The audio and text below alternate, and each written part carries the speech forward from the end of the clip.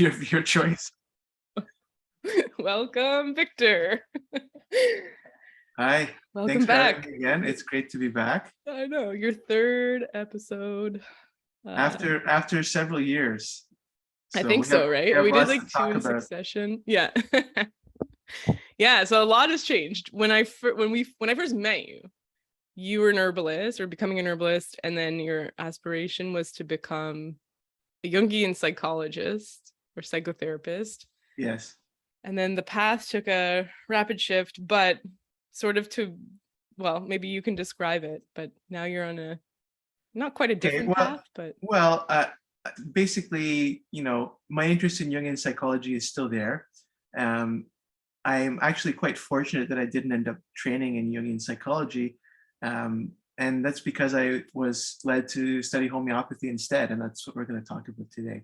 Yeah. So homeopathy is a system of psychology, as well as a system of medicine, as well as a system of cosmology, as well as, many other things. So we'll explore some of that today. And I think we'll start by just talking a little bit about the history, because people have maybe heard the word or the name homeopathy, but don't really know even what it means or what the origins of it are. So we'll talk a little bit about that to begin.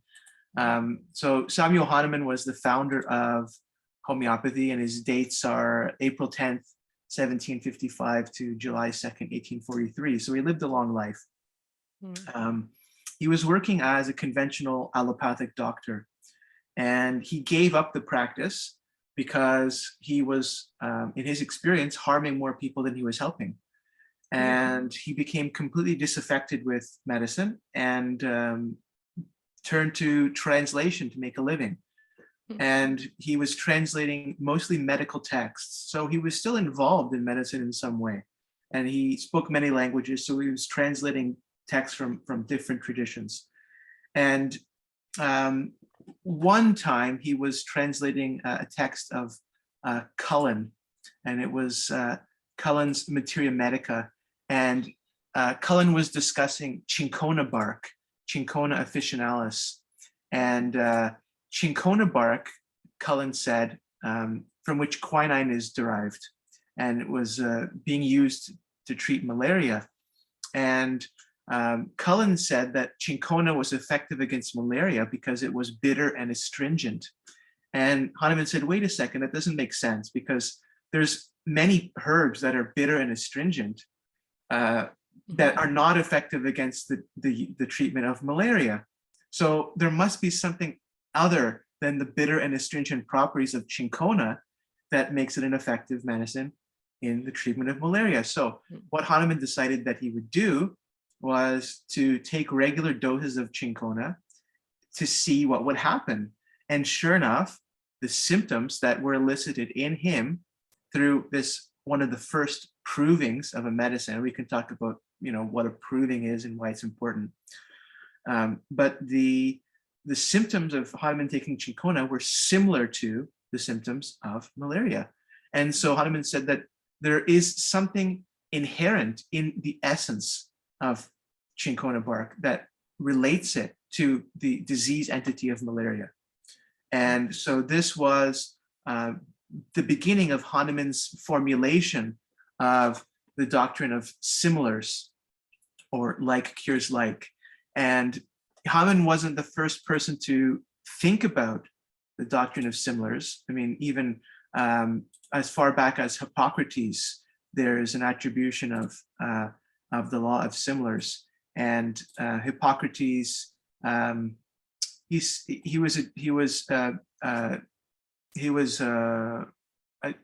the statement that was attributed to Hippocrates: by similar things the disease is produced, and through the application of the like is cured. So this notion of healing through similars is very old, but Hahnemann refined it and brought it to a level of perfection, you could say, where you're not just talking about, if you have a burn, it's better to use hot applications rather than cold applications. Hahnemann refined it to a much more sophisticated level. Yeah, this is like the idea of like, have a hot bath before bed because it will drop your body temperature. It's like you're applying sort of the opposite that you want. Like you're saying, like, hot on burns is preferable. So why? I guess, well, in homeopathy, it stimulates our body's reactionary principle, or our body's, like, we'll talk about like the life principle, to heal the burn when you start to, like, you almost aggravate the symptoms in a sense. You would think that you're aggravating the symptoms, but in fact, it's not an aggravation. So yeah, that's the very kind of elementary notion of healing through similars. So, and the word homeopathy itself, homeo means similar, and patho means disease, where allopathy means other, and patho means disease. So allopathy, which is actually a word that Hahnemann coined. He was the first one to use that word. Allopathy is the treatment through the use of opposites, rather than through the use of similars. And I guess we'll mention a little bit about the history, because the history of homeopathy is really interesting.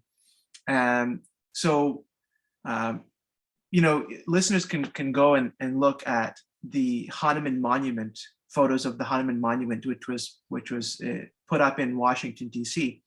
And I like to point this monument out. It was put up in the year 1900.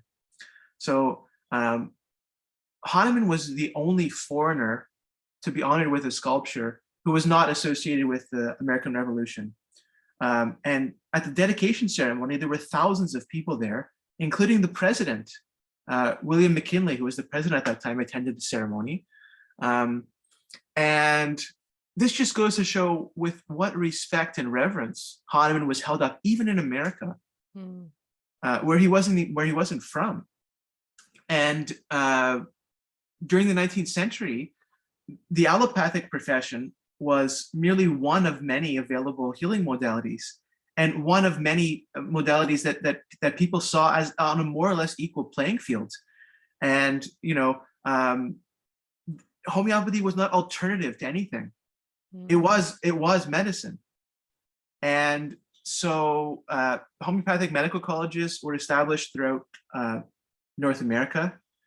Homeopathic hospitals were established throughout North America. Europe is a different story, but since we're in Canada, and you know, the history of how things unfolded is quite striking. And there's a passage here that I'll just read from Richard Grossinger. He has a great book called Homeopathy, the Great Riddle. So if anyone's interested in a general introductory book to the history of homeopathy, but also philosophy and methodology, it's a good choice. And part of what he does in that book is he discusses the history of homeopathy and the attack that the American Medical Association launched against homeopathy in America. And so I'll just read here. He writes, in its charter, the AMA, the American Medical Association, which was founded in 1847, withheld membership from state and local medical organizations unless they assured the national organization that no homeopaths belonged. Only Massachusetts balked. In 1856, the American Medical Association banned any discussion of homeopathic medical theory in its journal and threatened the expulsion of any doctor who consulted with the homeopaths. Allopaths married to homeopaths were also expelled. The AMA has historically argued that its stance was against all quackery. In an attempt to professionalize the medical occupation, documents make it clear, though, that homeopathy was the prime target. With their own medical societies, journals, and courses in the medical schools, homeopaths were the sole serious academic competitors. So homeopathy was clearly a threat to allopathic medicine, which at that time was trying to become the establishment medicine. And this was a time when the Rockefeller family was investing heavily in petrochemical drugs. And there was a big effort to basically eradicate not only the practice of homeopathy, but even the people's memory of it. Right. So that now we're at a point where a lot of people don't even know, maybe they've heard the word, but they have no idea about the history at all. There's no conception that upwards of 35% of all physicians in America at one point were practicing homeopaths. in terms of the Canadian history, homeopathy was actually the first regulated healthcare profession in Ontario. People don't know that, before allopathic medicine. Interesting. Yeah. And you know, it was very well respected. Women's College Hospital was founded by Emily Stowe, who was a homeopath. Wow. Yeah, that's not even known. If you go on their website, there's no mention of homeopathy, but that Women's College Hospital was founded by a homeopath. Do they mention Emily Stowe? But they don't mention she's mentioned, but there's no discussion that she was a homeopath. Yeah, so we just assume she's a doctor. Yeah, that she was a doctor, and they have, I think, a quote on the website. It's a great quote, and that her resolution was that medical education for women is a recognized necessity, and consequently facilities for such instruction should be provided. But she was a homeopath, and she was interested in providing homeopathic education. She was also a herbalist, but primarily from what I've read about her is that she was dedicated to homeopathy. So yeah, homeopathic medicine was the first regulated healthcare profession in Ontario, and you know, it was on track to basically become a pillar of medicine in North America. And then the American Medical Association came onto the scene and launched a huge propaganda campaign against homeopathy, and a huge propaganda campaign for petrochemical-based drugs. And you know, for anyone that's questioning the history, I mean, you know, you can look at the figures in terms of mortality rates. Cholera, for example, the mortality rate for cholera under conventional allopathic treatment was between 40 and 80% mortality rate. When you look at the figures in the homeopathic hospitals, so in the 10 hospitals in London during that same period, mortality rate was 9%. In Bavaria, it was 7%. In Russia, it was 10%. In Austria, it was a bit higher, 33%, but conventional care was 66%. And you can look at these figures for cholera, for scarlet fever, for basically anything that we have the statistics for. And homeopathic mortality rates for epidemic diseases was always much lower. Mm. So you know, it's not only that there was an attack because homeopathy was quote unquote quackery. It was an attack because there were financial interests and political interests that perceived homeopathy as a legitimate threat. And when we're talking today about all the so-called skeptics and all these you know, these people that spend all their time attacking homeopathy, there's some people that their full-time job is to attack homeopathy. Mm-hmm. The reason that there's such violence that they direct towards the practice is because homeopathy poses a real challenge to conventional understanding of health and disease and conventional allopathic medicine. It's a real threat if it were to be taken seriously. So these people go out of their way to try and discredit it, and that's because it's a real threat to the established medical system and the powers that be.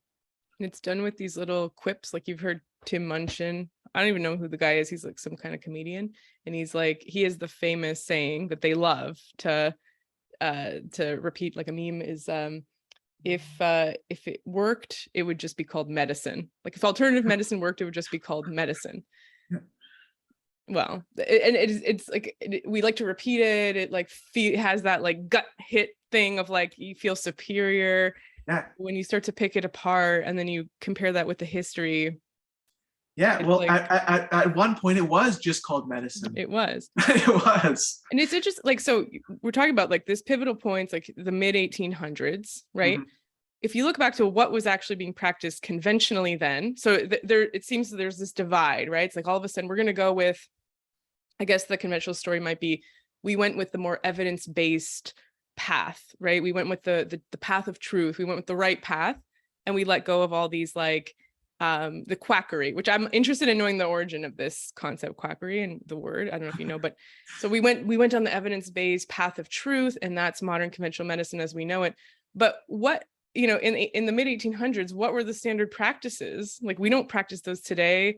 It wasn't like it was bad. Medicine wasn't around. It was bad. Yeah, and so it's not like we had this sense of like superiority of like, okay, we have the answers right now, and we have like is not accurate, right? No. And then you were also discussing like the results and in terms of the death rates of different which were very, very, very good. Mm-hmm. I mean, you know, who would argue that a 6% mortality rate, let's say even 20% versus a 40 to 80% mortality rate from allopathic treatment, that's incredible. Yeah, that's incredible. Like, and who would you go to, right? The guy who's killing 80% of his people, or the one who's 6%? Yeah. And so, you know, like I said, Hahnemann quit practicing medicine because he was involved in the allopathic system and was basically killing his patients. And, you know, in some ways, allopathic medicine isn't so different today. I mean, how many people die every year as a consequence of correctly prescribed pharmaceutical drugs? I think it's the fourth leading cause of death. Yeah, at least. And there's probably many cases that are not documented or recorded.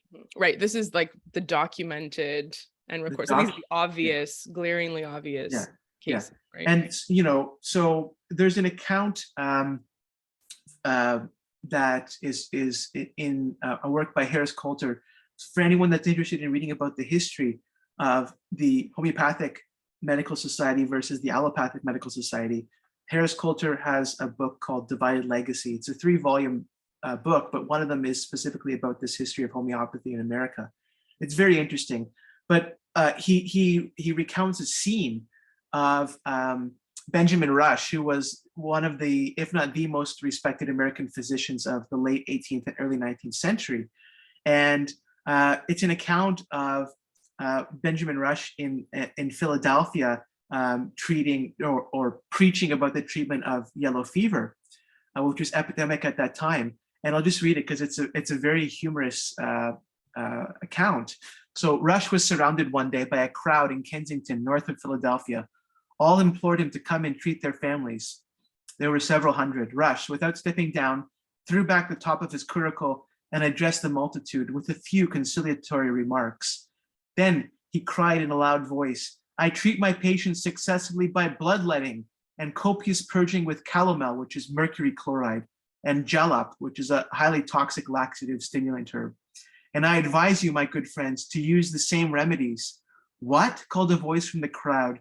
"Bleed and purge everyone?" "Yes," said the doctor. "Bleed and purge all Kensington. Drive on, Ben." Right, so this is what we were up against, right? It was like bloodletting, mercury, and laxatives. So, which I don't know. I mean, I guess like it stimulates some sort of healing force, right? Just to for your body to just hang on and survive. Yeah. If you can survive it. If you can survive it. And if you do survive it, imagine what happens when you take large doses of mercury. You know, this was something that Hahnemann was very aware of because mercury was being used for all kinds of things. For syphilis, especially, it was being used. And one of Hahnemann's other early experiments was around ultra-high dilutions of mercury because he recognized that it was actually useful in the treatment of syphilis, but that it came with major effects of, you know, mercury toxicity that a person then had to deal with. So, okay, we got rid of your syphilis, but now you have all these symptoms of mercury poisoning. So Hahnemann was also experimenting with ultra-high dilutions of mercury, basically saying, and this is, you know, a maxim that comes from Paracelsus, that the difference between a medicine and a poison has to do with the dose. So the poisoning effect has to do with posology and not with anything inherent in the substance itself. And so that's the case with mercury. We can have a very valuable medicine in mercury if it's prescribed and dosed appropriately to the patient and the disease. And that's another you know, insight that Hahnemann had, and is reflected in this healing through similars. It's part of the law of similars. Because mercury is one of the bigger remedies, like one of the remedies that we know a lot about. There's a lot of information on it because around that time they were using so much mercury. And we have a lot of toxicological data as well, which if we have that around a substance, is useful for understanding the homeopathic indications. Yeah. And so, do you want to talk about quackery? Like, do you have a? I don't know where the origin of that word comes from. Because it was early, right? That's the beginning of that divide. Yeah. Or that erasure of homeopathy. It's something we should look into. Maybe we can look into it. We'll find it out, in the show notes. Because it's still used today, and snake oil is still snake oil, yeah. But snake oil was actually a medicine that was being used. There's a good article on the history of snake oil being used as medicine, which we can include that in the show notes as well. And I see, like, a harmful attitude. There's a certain arrogance, and I mean, for people listening, I don't want to knock conventional medicine, benefits and all that stuff, but we're here to talk about homeopathy, and we're here to talk about, the differences, and ultimately it's not like homeopathy wasn't just sort of a tool, right? It's a completely, it stems from a completely different approach to healing, a different philosophy and understanding of the body's life force and how we heal and how disease manifests. So there are doctors who will use homeopathy, but ultimately it branches from a deeper place than, but in the conventions we see a lot of like arrogance, which is to the detriment of patients. Like, there's this lack of curiosity, this hand waving, not just about homeopathy, but even about like I just did a post on Instagram about like getting standard blood tests ordered, like just things that are general, that a doctor understands exists and believes in, and they just don't think it's, quote, necessary. So there's this, which just manifests as this arrogance is the word for it. It's like, I know what there is to know. If there was more, I would know it. It would have been taught to me in school. And therefore, this is it. This is, if there's nothing we can do for you, if you're not getting better from my treatments, then that's just the way it is. Luck. Yeah, you're out of luck. I'm not curious. I'm not gonna, like, there's that meme that was going around, right? Like, doctors on TV, if the patient has a weird disease, they like dig into things and they go to the medical literature and they're finding a weird case study from back in the 1900s. Like, doctors of today are like, have you considered that you're faking it? And it's just this, like, when you reach the end of the road, you might get a referral and then that's it, right? And so to a psychiatrist, go see a psychiatrist because we don't know what to do with you. Go see a psychiatrist who, again, will also like kind of do this experimental thing where it's polypharmacy, which is not which has not been studied, right? SSRI, and then the next one, then we're going to add antipsychotic, and we're going to add an anti-anxiety, and then people come in on 5 different ones. So it's in all of this is experimental, but yeah, this is what we see. We're kind of up against, and like when you talk about this divide that began, this erasure, that makes a lot of sense, right? It's like we're going to erase it from memory, that this was even a valuable practice. And thankfully people are doing the work now of bringing the history back. And speaking of psychiatry, there's a new book that was published by Jerry Cantor called Sane Asylums: The Success of Homeopathy Before Psychiatry Lost Its Mind. And I haven't had a chance to read the book yet, but I've listened to some interviews on this topic, and the history is very much in line with what we were talking about in general terms. The same is true with homeopathic psychiatry. It was very well established. Success rates were very, very good. And gradually it was attacked, and there's no memory of this anymore. In places like India, and to just kind of end the discussion about history, homeopathy in India is very well respected. There's 100 million people at least in India who rely exclusively on homeopathic medicine.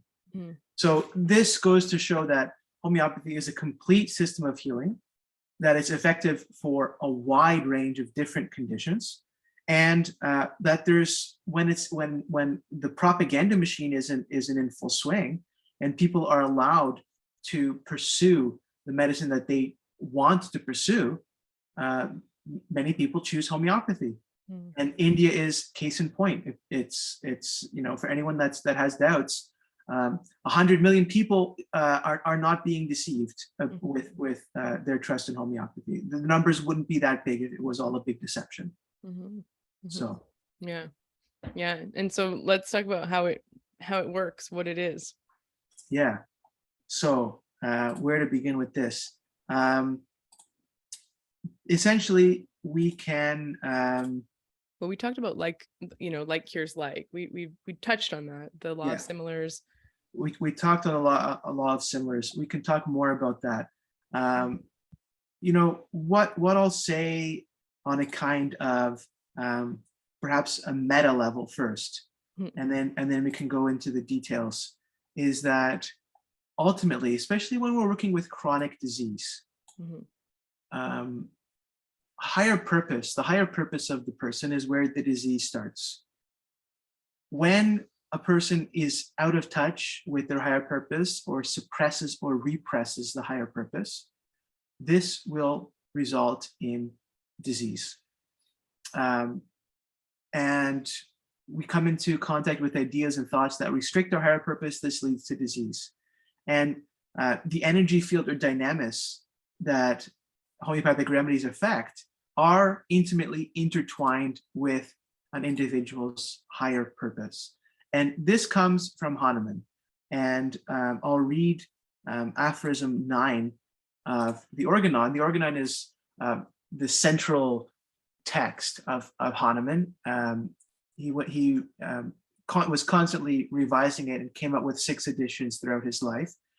But a lot of the core principles are the same. And in aphorism 9, he writes, "In health, the life force, the vital force, keeps all parts of the organism in harmony.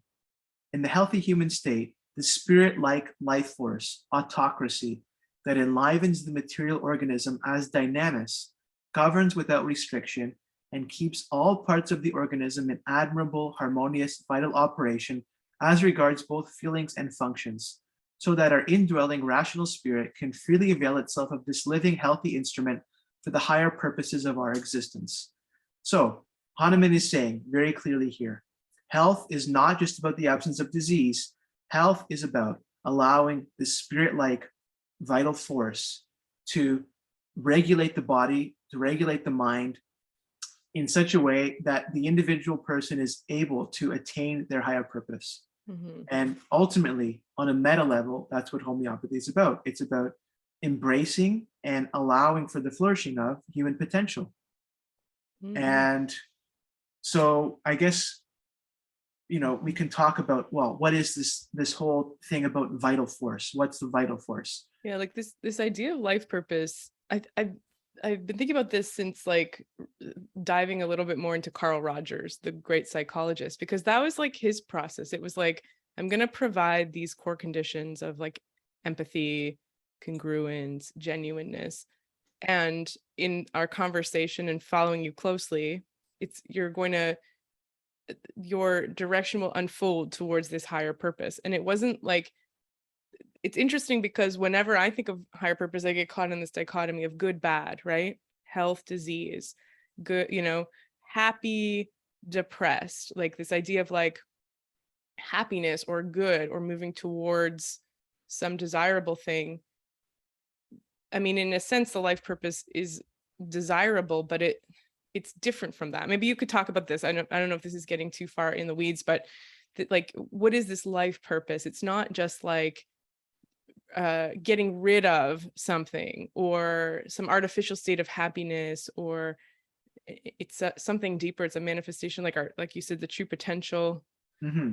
Well, we can think of a common scenario where someone, for example, wants to become a musician or artist or whatever, and they have great abilities in their chosen field, but due to pressures that are imposed upon them from without, they abandon that path and they live in a way in a kind of deep regret, either conscious or unconscious. And we can talk about the difference between suppression and repression.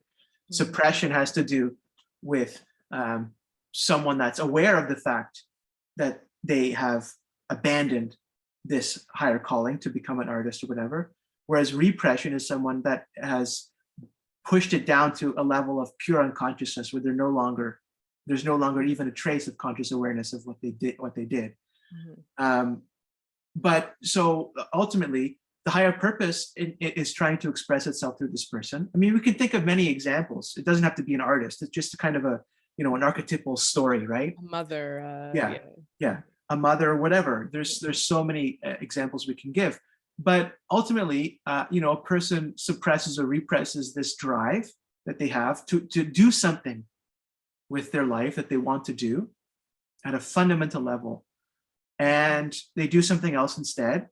And ultimately, what it results in is ill health on some level. And this will depend on the miasmatic background of the person. And we could talk about miasms and what miasms are. But for the discussion now, there's certain patterns of susceptibility that people have. Right. And the kinds of diseases that an individual person will exhibit have to do with their underlying patterns of susceptibility. Why is it that certain family lines have so much cancer? Why is it that certain family lines have strokes, dementia? And because there's a miasmatic tendency, there's a tendency towards an expression of certain kinds of pathology. Mm-hmm. And the word that homeopathy uses to explain this tendency is miasm. But before we talk about that, I'll just say something about vital force, because maybe it's not totally clear enough yet what vital force actually is. And one way to illustrate using kind of contemporary language is to talk about psychoneuroimmunology. And there are huge parallels between psychoneuroimmunology and the homeopathic understanding of the vital force. So psychoneuroimmunology studies the interactions that take place between the central nervous system, the endocrine system, and the immune system, and the myriad ways in which this bidirectional communication network affects physical health. So it's now widely accepted that psycho-emotional and environmental influences significantly affect the overall state of a person's health and shapes behavior and modifies stress responsivity, and plays a role in immune modulation. And this has been a fundamental postulate of homeopathy since Hahnemann. This is nothing new in homeopathy. And it's this is what it's widely accepted, and yet it's not put into practice by the applied science of conventional or allopathic medicine. Yeah, and Hahnemann was talking about this over 200 years ago. So basically, when Hahnemann says that the vital force is responsible for governing and enlivening the living body and allowing it to function in a state of harmony and balance on the level of feeling and function, this is entirely consistent with the view that the psychoneuroendocrine immune axis acts as a homeostatic controller of the human organism. Hahnemann is basically saying the same thing. He didn't have this language of psychoneuro, he didn't have this language. Yeah. But the language that he had was the language of vitalism. And that was a big part of not only medicine, the vitalism in medicine, but it was part of the scientific system of Hahnemann's time. And many scientists were using this kind of language of vital force. This is like, it's like an ecosystem. Like, this is something that it's difficult to understand because we're trained in a cause and effect model. Like the conventional system, Western science, even naturopathic medicine, all the research is about cause and effect, right? You apply one variable and you observe the dependent variable and how it changes. And that when we talk about like even just the endocrine system, leave the psychoneuroimmuno part out, it's a complex network, right? In which these various chemicals talk to one another, influence each other, are bound up by other chemicals, thereby influencing how much you have in your bloodstream. Your cells are either sensitive or resistant to these chemicals. There's elimination processes that exist. So it's an ecosystem. Now you add the immune system and its influences on it and how it's influenced by it. Then you add our neurological system, and then you add our psychology, right? Like this top-down process of how our mind will influence and our beliefs influence that whole system. And there's no way that these linear models can begin to comprehend what's going on. And even our like kind of algorithmic, you have to know all the inputs, and we don't, right? So this is this is this idea of like going back to nature, in which, and you're going to talk about this, because in which these systems are already in place, either present in a remedy or an herb, or in a dietary pattern, or in a social pattern. Like, we're applying a pattern versus like a thing. You have high cholesterol, so we're going to give you something that blocks an enzyme that makes cholesterol in your body. Like, there's millions of enzymes, and they're influenced by your immune system, they're influenced by your endocrine system in your brain. How is one specific enzyme going to be the answer? Like, one little thread on the whole system is going to fix it?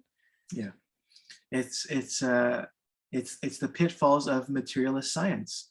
And materialism has allowed for a lot of innovations and a lot of understanding, but it's a phase, it's a paradigm, and paradigms are useful up to a certain point, and then we move beyond them because of necessity. And we're reaching that point now. And so, you know, there's an interesting passage that I've been thinking a lot about by, and I hope I don't butcher her name, Irene Schlingen-Siepen-Brisch, who was, I believe, a physicist before she trained in homeopathy. And she has a great book where she's talking about a certain method of prescribing in homeopathic medicine. And I think it's called The Source in Homeopathy. And she's talking about the notion of the vital force. And she says that the notion of the vital force, the vitalizing force, which came to prominence in the science of the 18th century, was abandoned in favor of a mechanistic worldview, in her opinion, out of a fear, and here I quote, fear of a deeper reaching contagion of a primal force expressed in life as much as in death. And so she postulates that exploring the implications of such a primal force can bring about a paradigm shift in contemporary science. She says, it is conceivable that this force, enabling for a short time span the union of mind, soul, and body in the living form familiar to us, may constitute a fifth fundamental force of the universe. It is also conceivable that we are not at all prepared for the new possibilities that basic research into these phenomena might uncover. So basically she's saying, in addition to the strong force, the weak force, the electromagnetic force, and the gravitational force, there's the vital force. And, you know, what she's saying here is that the future of science has to do with embracing this notion of the vital force. And homeopathy is the science of medicine that has done this, that has based itself around this fifth fundamental force of the universe. It's so, for the purpose of this interview, I took the liberty of Googling what makes things alive, just to see what I would get, right? Because what's the difference between a human being and a rock? And homeopaths would say, well, a human being, like other animals, plants, and living things, has a vital force. This is what Science 101 would say. The 7 characteristics what make an organism living are environmental responses, cells, change and growth, reproduction, having complex chemistry, and homeostasis and energy processing, which occurs to me as a circular argument, which many things are, like they're descriptive definitions. What makes something alive? These 7 processes. Well, how do we know something is alive? Because it has these 7 processes. Why does it have these 7 processes? Because it's alive. What gives something these 7 processes, though, is the question that goes unanswered. And this implies that there is some sort of like homeostasis. Maybe I think kind of implies some sort of like it may encompass the vital force, right? This ability to reproduce. What is driving this reproduction, this growth, this homeostasis? Like, it just does it. It just has it. You know, and so how can you kind of explain, like, why do I stick to the ground, right? It's like, well, because you stick to the ground because you're heavy. You know, well, maybe there's a force that creates that that attraction to the ground that I have called gravity. Maybe there's a force that drives homeostasis, reproduction, like a response to the environment, and all these characteristics of a living being. And so I just thought that was super interesting, because it's sort of like, here it is and it's done, 7 characteristics. And yet this presence of a vital force is like left out of the definition and yet glaringly kind of obvious. Like it wouldn't, if a child asked this question, it wouldn't answer, right? Yeah, when you think about it, it is glaringly obvious. And I think that we're not quite ready to confront the implications. And I think that there are some people that are beginning to think in these lines, but it would mean a paradigm shift in science. Like you wrote this sentence came on in your you wrote an essay, and in your essay it's like that there's this fear of a deeper reaching cognition of primal force. And that may be why this idea of the vital force or primal force or life principle has been left out of the conversation, that is due to this fear. Could you say more about that? I know we're like well, yeah, I'm not sure what to say, except that the implications would result in having to question many of the assumptions that we have about the nature of reality. Yeah. And in general, people don't like to do that. Whether it's on a personal level, you know, no one likes to find out that they've been lied to or deceived or manipulated. Even if it's unintentional, you still don't want to realize that you've been going around your whole life with false beliefs. Or reorganize and have to reorganize everything around, you know, your study of nature, or you know, your approach to understanding material physical reality. It comes with major repercussions and implications when we start thinking in new ways. So this is what happens.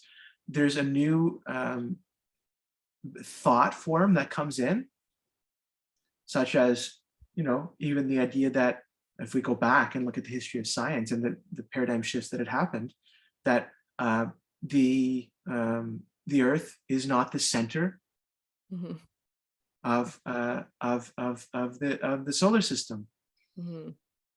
That was an idea that was fiercely rejected. And now, if you argue that, you know, if you were a flat earther and you try and go back, you're ridiculed.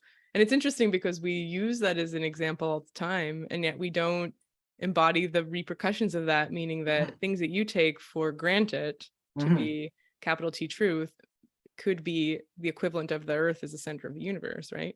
Yeah. So we're not willing to let that go or to hold our truths that lightly. Yeah.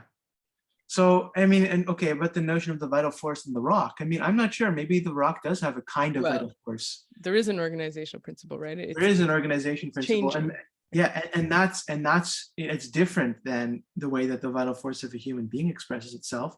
But so too is the way that the vital force of a human being versus the vital force of an animal expresses itself. The vital force of a fish is different than the vital force of an eagle.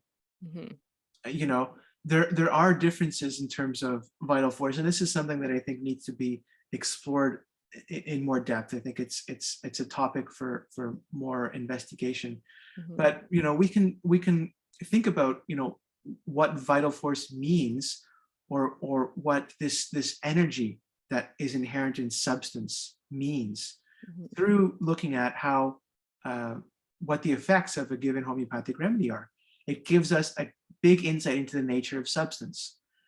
And Edward Whitmont, who is a Jungian psychologist and homeopath, has two great books on homeopathy and Jungian psychology. And he essentially maintains that for every possibility of human affliction, there exists a healing substance out there. And he writes, we confront the amazing fact that psychobiological response patterns that are aspects of the human life drama are duplicated in the structural and life activity of the Earth's substances. Psychosomatic totalities of ill persons and medicines appear as similar field patterns, mutually inclusive of human organism and non-human external and supposedly inanimate substances. So basically what he's saying here is that states of human health and disease are encoded and reflected in substance. And that's touching on what one of the implications would be for embracing the notion of the vital force. We would begin to understand that what constitutes life human life is, you could say, in some sense, the culmination or expression of a totality of the substances that are on the earth. And this explains why when we take homeopathic medicines, we take substances, natural substances, also synthetic substances, anything that exists on the planet, substances that are immaterial, like light or the shine of the moon, or the North Star. The North Star, or the Berlin Wall. We can talk about that. Yeah. And so what you're referring to are homeopathic remedies for people. Homeopathic remedies. When we take a substance and we potentize it, we dilute it and succuss it, sometimes thousands of times, to create a medicine. This substance has been reduced down to its level of energy. It's expressing a field pattern.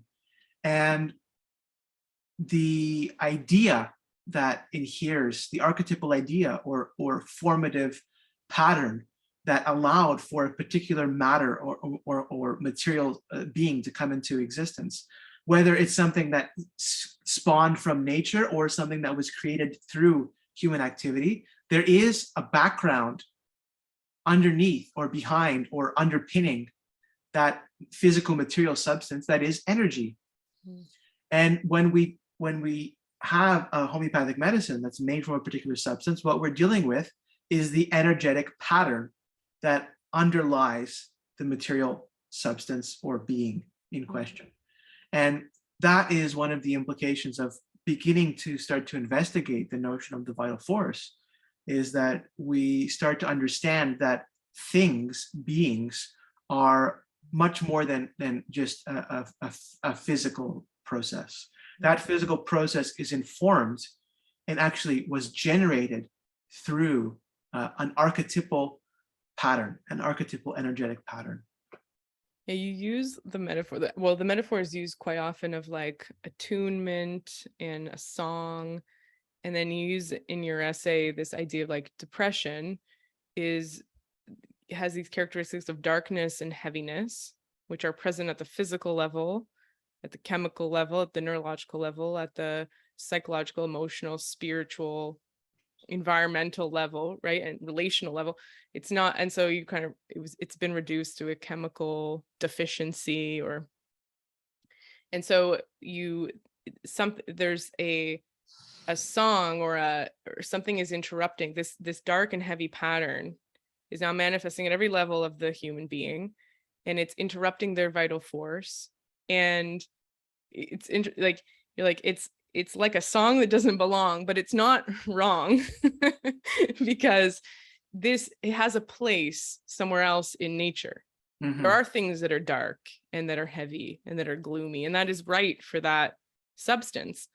And so when you bring that substance to the person who's feeling those symptoms, where those symptoms do not belong, it can help to like bring about this attunement and clear that energy or clear that song from them and allow their vital force to be expressed.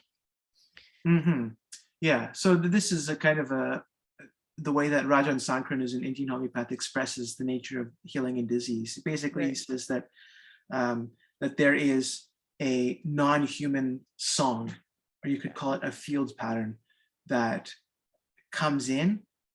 How does it come in? Well, this is something that we would need to do more research on. You know, it's a big and interesting question. But we have a non-human field pattern or song or energetic impression that is affecting the functioning of the vital force, the homeostatic controller of the human organism. It's disrupting its capacity for feeling and function. So what is the means of then arriving at an effective treatment? Well, according to Sankran, it's to understand the sensation. So when you are able to take a patient deep enough into the anamnesis, then essentially the patient starts to express qualities and attributes of the particular substance or field pattern that is resounding through them. And when you're able to work at that level of the vital level, or the level of sensation, which is not the only level that's considered in homeopathic prescribing. But when you can, and when you need to get to that level, then you're able to see that the disturbances that a person is exhibiting are reflective of certain energetic patterns that we understand through the process of homeopathic proving belong to a certain substance or to a certain being, a certain animal, plant, mineral, bacteria, virus, fungi, etc. So this is a huge insight that is, in my understanding, at the core of homeopathic prescribing. And it's not just something philosophical. It's not just an interesting philosophical idea. It has practical implications because this is what we use to diagnose and treat disease. Yeah. Mm-hmm. Yeah. And so you're trying to find the essence of, like, it manifests materially and it manifests emotionally and psychologically, but the more you can get to the ether, or the, like, I think, what did you say? You said it in a better way, I think, in your essay. It was like the idea of diluting the remedy brings it down to its most essential essence. Mm-hmm. And that's the idea of getting to the remedy too. It's like, let's bring the symptoms that you're experiencing to their core essence.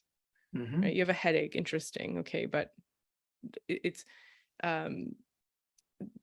the headache or the pain or the lab test or whatever is the manifestation on the physical plane, the material, the solidity, Mm-hmm. What are the more ethereal, I don't know if I'm using the right words, manifestations of that same thing.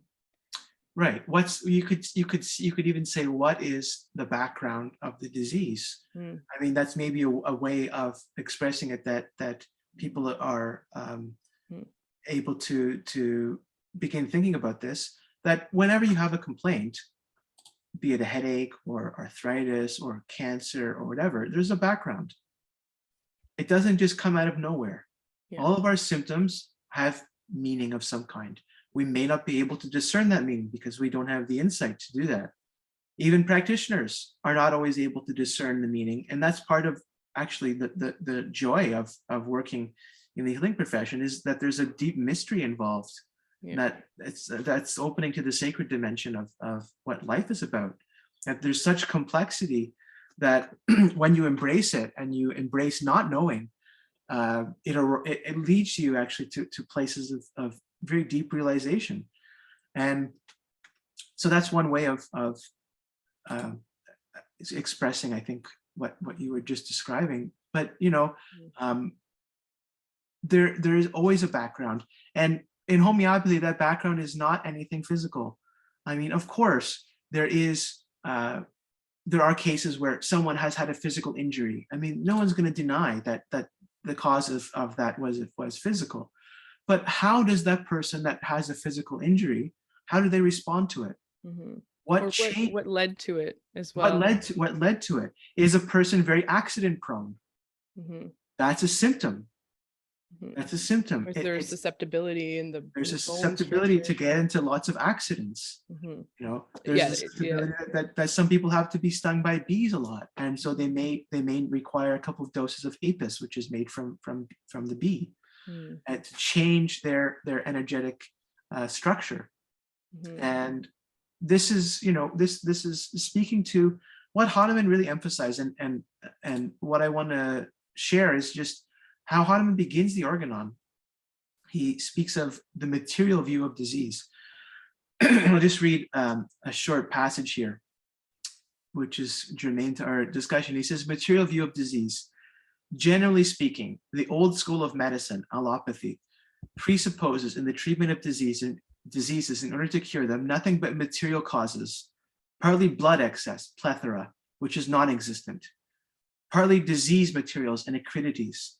Therefore, the adherents of the old school have the life's blood drained off, and they strive to sweep away the fancied disease matter and conduct it elsewhere through emetics, evacuations, salivation, sweat, and urine-promoting means, drying plasters, suppurations, fontanelles, etc., under the delusion of being able thereby to weaken and materially eradicate the disease. Instead, they augment the sufferings of the patient thereby and deprive the organism through their painkillers of the life energies, vitality, and nutrient bodily fluids that are indispensable for healing. Basically, what Hahnemann is saying here is that disease is always a dynamic phenomena and not anything material. You can try looking for material cause of a disease and you're never going to find it. That is the basis of Hahnemann's thinking, and that is the basis of all true homeopathy, that disease is nothing material. Disease is a dynamic disturbance. The material is merely the manifestation. The material is the manifestation. And this is the implications of thinking of disease as a dynamic phenomena implies that disturbance always transpires on a global level and never on a purely local level of experience. So every disturbance, and we can think of any example of any disease you like. Like we were using the depression, the dark and heaviness. Depression, global, cancer, whatever, arthritis, allergies, anything. Any disease like this always already expresses itself simultaneously through a continuum.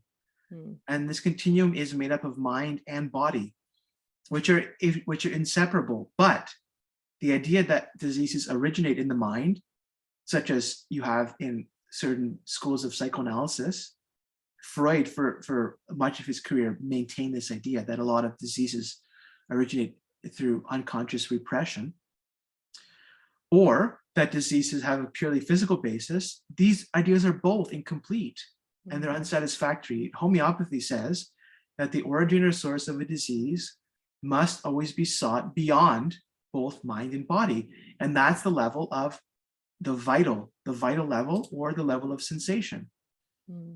So homeopathy is medicine beyond mind and body. What is sensation? Like, where would you sort of put that? What other like schools of thought have like analogs to it? Is it like in Ayurveda, is this the ether? Is this it's in the vital force, so it's some invisible force?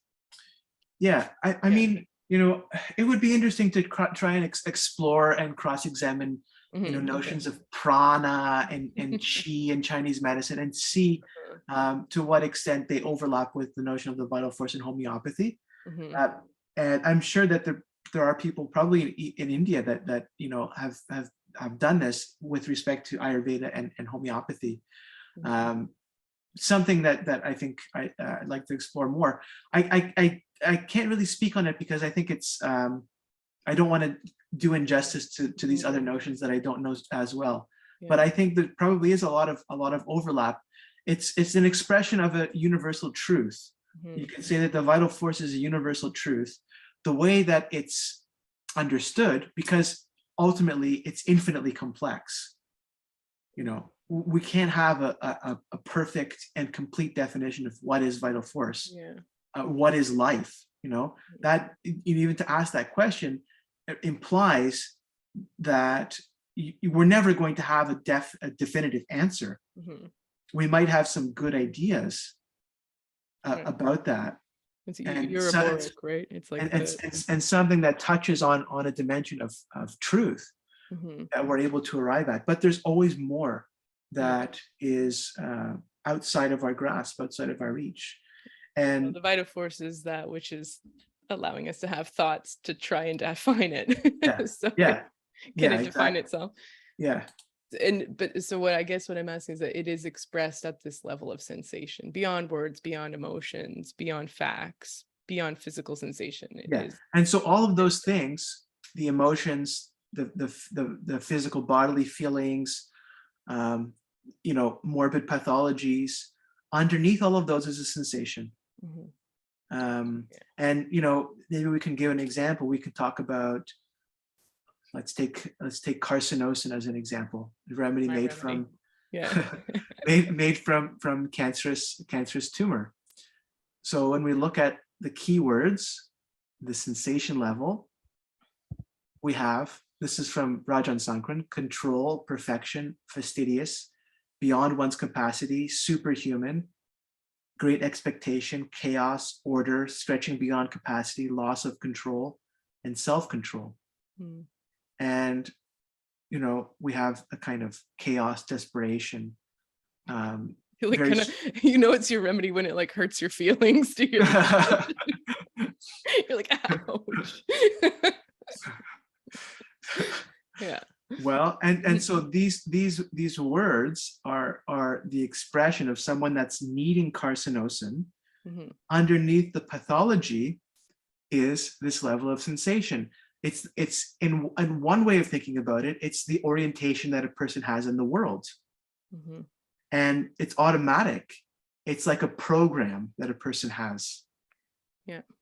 And it's something other, like it isn't my core essence, my vital force, my life purpose. It's an extra thing that is with me. It's a miasm.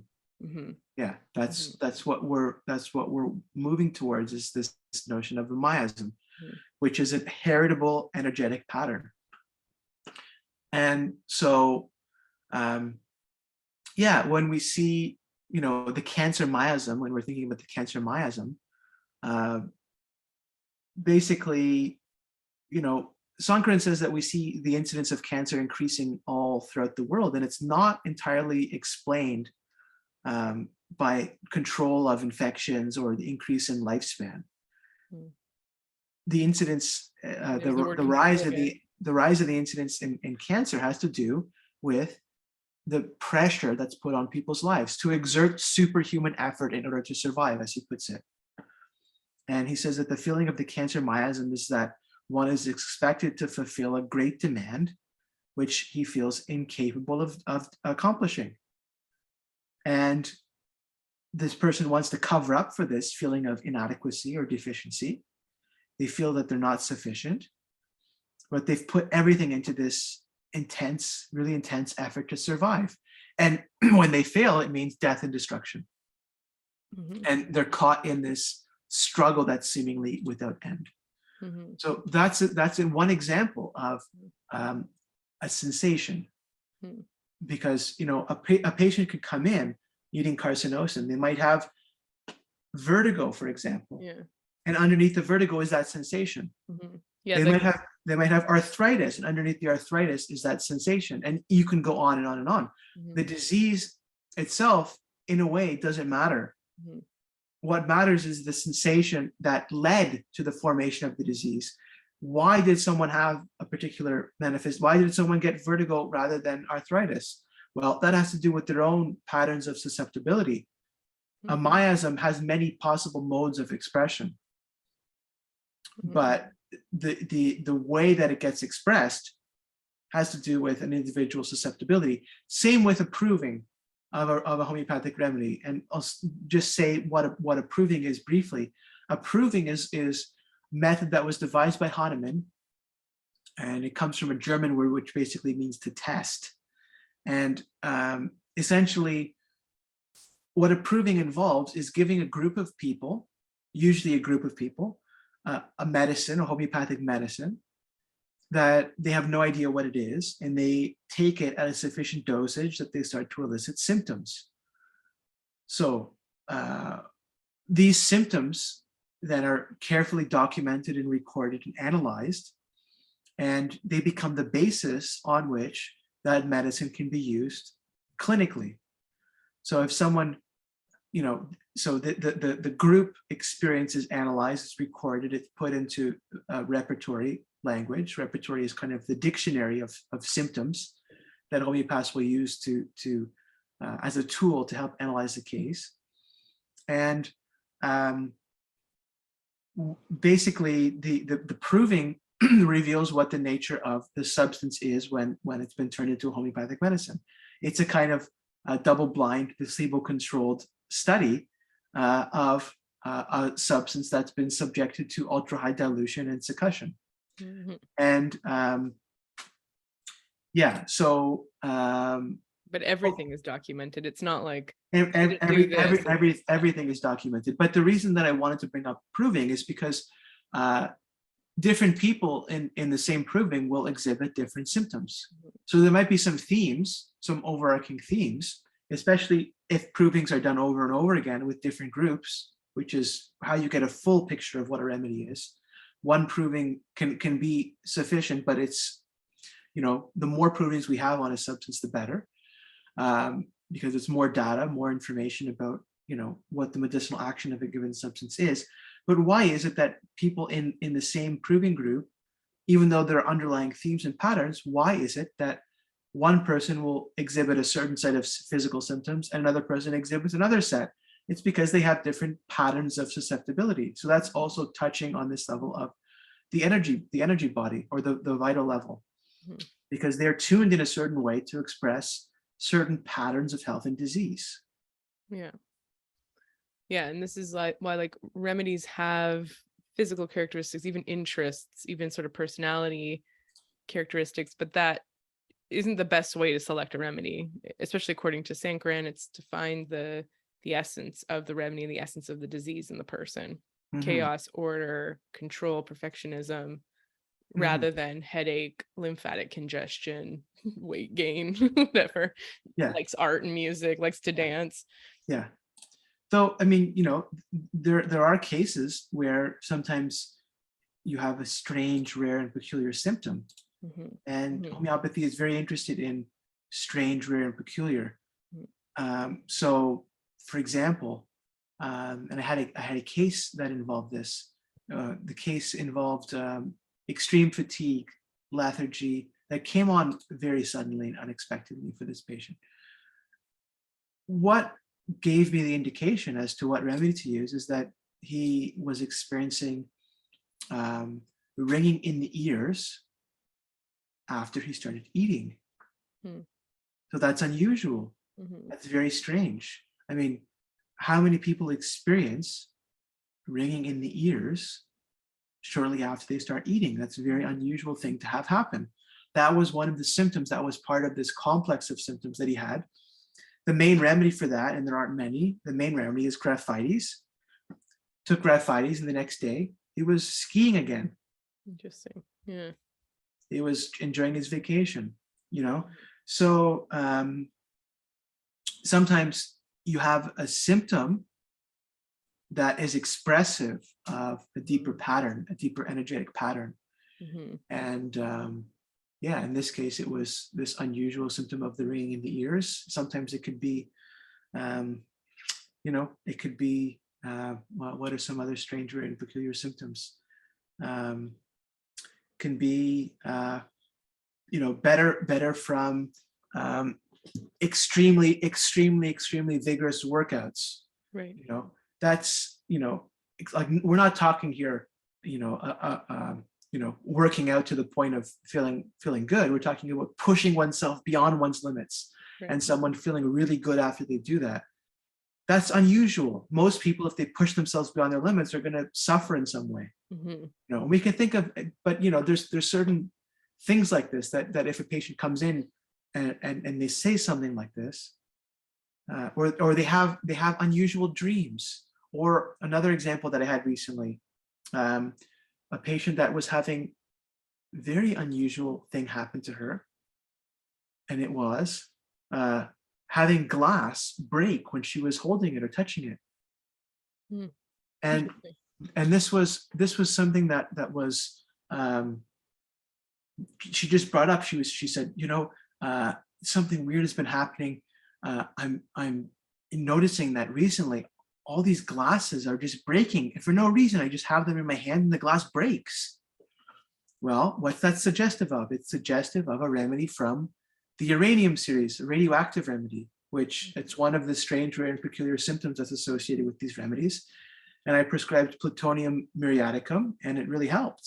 It didn't totally solve the case, but it was definitely very, very helpful. And we'll see where the remedy leads. I don't think we're done with it in this case, but there can be layers. There can be many layers. Yeah, especially as we're subjected to all kinds of things in this life. We need to find a way to try and cope and adapt. And the way that this happens is, dependent again on our individual susceptibility patterns. How is it that we cope with stress? Mm-hmm. You know, what happens when we cope with Mm-hmm. have to cope with Yeah, stress? because we don't know what would, like, there's this idea of the constitutional remedy, right? The miasm is like this pattern of susceptibility, but this constitutional, that this remedy is relevant in the person's life, perhaps throughout their life, or they return to it, like this disease state kind of re-enters again, and they're sort of susceptible to this particular block to their vital force. And we don't know why that occurs, right? It's not combination pattern susceptibility, adaptation, that like we don't fully clear it. Yeah. Mm-hmm. Yeah. And so maybe to illustrate this a little bit more, we can talk about layers and what is what is a layer? What do we mean by layers? Yeah, good idea. So in anthroposophy, there's a threefold nature of the human being that's embraced. This is Rudolf Steiner. Rudolf Steiner, the threefold nature of the human being. Threefolding is big in Steiner in general, but we're talking about the nature of the human being. So the human being for Steiner is made up of body, soul, and spirit. So these principles of body, soul, and spirit, we can see reflected in many ways when it comes to a person's health. So we'll unpack this a little bit. So the three dimensions of a person's health history: the present symptom picture, the emotional and health biography, and the totality of a patient's hereditary and predispositional factors and influences. So genetic and epigenetic levels. So corresponding to the bodily dimension of the present symptom picture, which is the direct and immediate lived experience in the here and now, is the bodily dimension. It's the physical bodily. The soul pertains to the emotional and health biography. You could say the presence of the past, which has been stored in and metabolized through the image generating capacity of soul activity. And lastly, spirit, which is the hereditary and genetic, hereditary, genetic, and epigenetic conditioning factors that serve as the blueprint when it comes to predisposing someone towards certain patterns of wellness and illness. And so these are three interpenetrating levels or layers of our constitution. And we start to see this when we look at relationships, the relationship between the emotional body and the physical body, as well as between the emotional body and the being of soul and spirit, which for Steiner is an eternal element in the human being. And so the closer we approach to this eternal element in the human being, the closer we are to that which exists beyond the confines of physical materiality. For Steiner, it survives the death of the physical body. And hence, the more resources that the vital force provides to offer protection. So that which is most vital is most carefully safeguarded. And so we can think of what happens when in illness. So the body tries to keep disease as close to the surface of the body or as near to drainage points as possible. And this is defense. The body does this to protect more vital organs. The body would rather have a disease expressed through the skin than go to the heart or the lungs or the brain. So these vital organs are given more importance because they're more vital, they're more important. So it's the same thing when we look at an emotional trauma. So if there's an emotional trauma that the body can't adequately metabolize, then this emotional trauma gets transposed and gets expressed on the physical plane. It's safer almost. It's safer because otherwise it would be too much of a shock to the emotional body, which is more vital than the physical. So this can actually, we can think of an example where, the emotional shock or trauma is so intense that the person has a heart attack. That would be an example of a situation in which a person suffered an extreme emotional shock. Maybe it was sudden, maybe it was cumulative, doesn't really matter. But the emotional body can't metabolize it, and so it needs to be pushed somewhere else, somewhere less vital, because otherwise the consequence would be emotional breakdown. And so, and then maybe instead of a heart attack, you get anxiety symptoms, like sweating and this like nervousness and this like wired feeling. Protects your heart. It's more external anxiety, right? It's more on the outside of the body. Yeah. And so then on the level of the higher purpose, which is the level of the being of the spirit, then we're talking about suppression, like we started the conversation with, suppression of creative aspiration, refusal to accept and embrace the calling of one's life. And when there's an issue on this level, then the psyche expresses this distress until the emotional body can't sustain it any further. And this can lead to psychosis, or it can lead to something like cancer. And so the organism's safeguarding mechanisms have been overcome and overridden by disease. But this is a suppression on the level of the higher calling, the higher purpose. And often in cancer cases, there is an element of this where, I think it's Gabor Mate who talks about, cancer and the inability to say no. Yeah, right. Right. So that's an element. No. Yeah, that's an element of suppression of one's higher purpose. Mm-hmm. It doesn't have to be anything grandiose even. It can be the way that one wants to be in the world. And that's suppressed and denied and rejected and refused. Because, oh no, I have to appear this way because otherwise I'm going to displease everyone. That's a suppression. I need to be perfect. I need to be perfect. That's a suppression in some way of the way that the spirit is trying to express itself. And the organism will do all that it can to deal with the energy of this suppression or this repression, and it will try and protect that which is most vital. And this, again, is kind of going deeper into understanding, well, how can we understand the way that the vital force works? Well, we look at the way that the body functions when it's under different conditions of stress, when it's under different environmental pressures and influences. And so I think that allows for a little bit of a more nuanced understanding of just how sophisticated vital force is and the way it can present. Yeah, and like an example of this, like we can unpack it a little bit with examples, like short-lived infections are typically like a viral infection or bacterial, typically like has symptoms of expulsion, like rashes, things coming out of the surface, diarrhea, coughing, productive coughs, vomiting, like things are leaving the body on the physical plane. And then in homeopathy, like what we were always told was that things sort of heal from the inside out. And so people may get aggravations of like skin issues, like they might start to get acne or a rash, which is something deeper coming.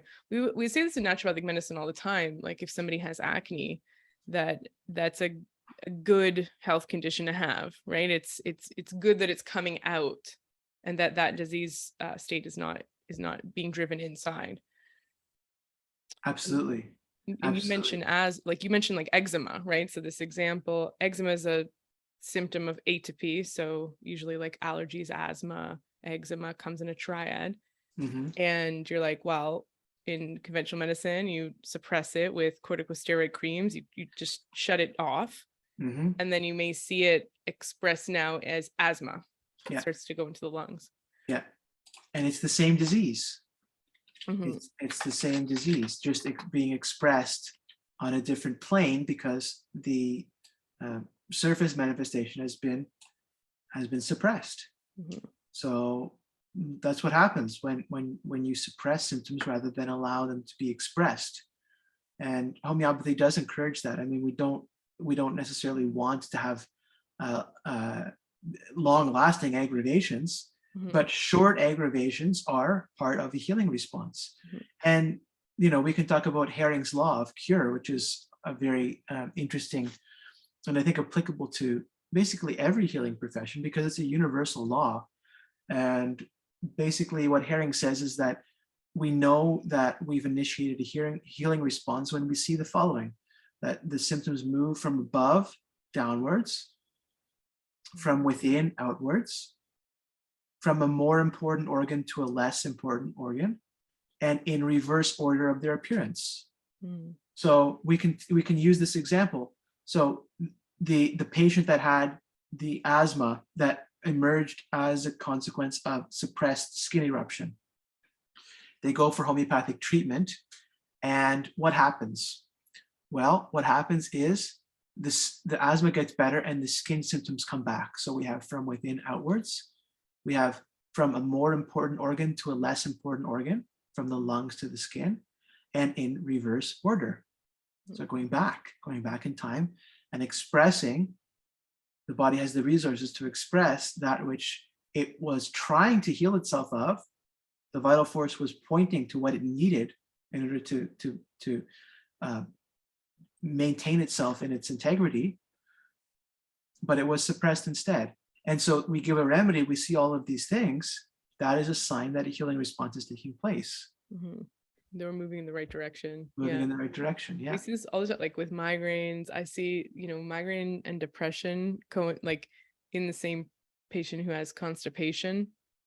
And I threw this out to a Facebook community. I was like, what are your sort of signals that your mental health is improving and that you're in a good state of mental health? And a lot of people wrote pooping regularly, which is interesting because they're not necessarily trained in like holistic medicine to really understand that there would be this connection. But it's one of those things, right? So it's from top down and then internally, internal to external. So you start to move this darkness and heaviness shit out of the body. Yeah. It's super interesting. It is.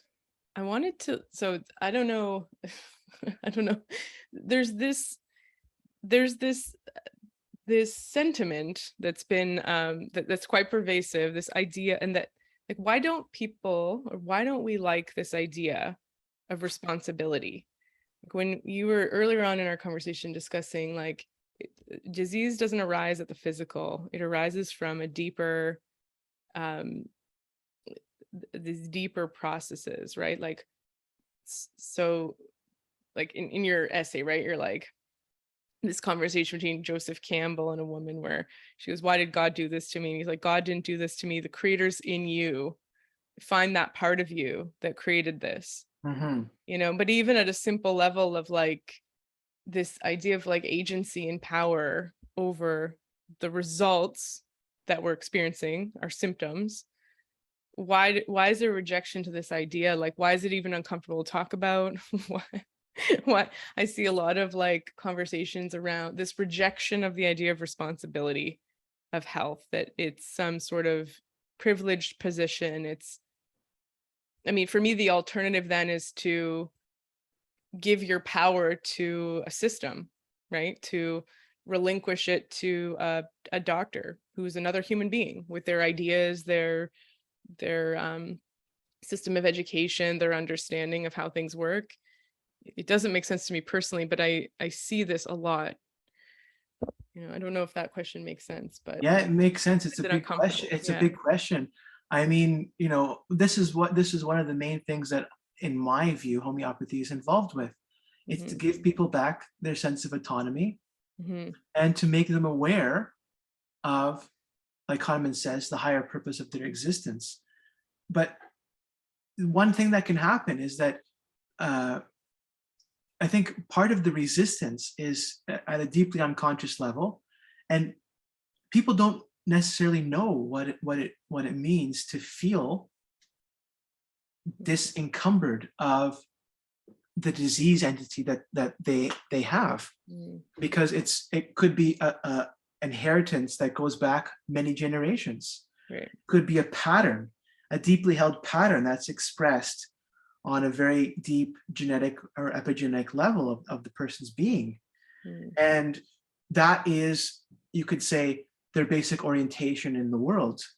And when they undergo homeopathic treatment and you get a really good prescription or a series of prescriptions, the best result is not the elimination of physical symptoms.